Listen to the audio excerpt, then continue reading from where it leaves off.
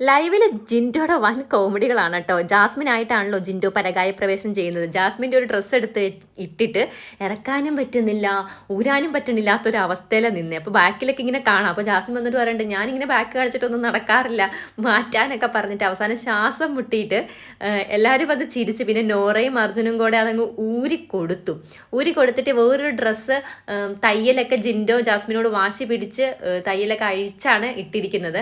അപ്പം Jasmine makeup ചെയ്ത് കൊടുത്തപ്പോൾ ജാസ്മിൻ തന്നെ പറയുന്നുണ്ട്, മുട്ടനാട് ഫേഷ്യൽ ചെയ്ത പോലെ ഇരിക്കുന്നുണ്ട്, ഇത് ഞാനൊന്നും അല്ല, ഇത് എൻ്റെ അത്തയുടെ ഉമ്മയെ പോലെ ഇരിക്കുന്നു, ഇത് ഞാനല്ല എന്നൊക്കെ പറയുന്നുണ്ട്.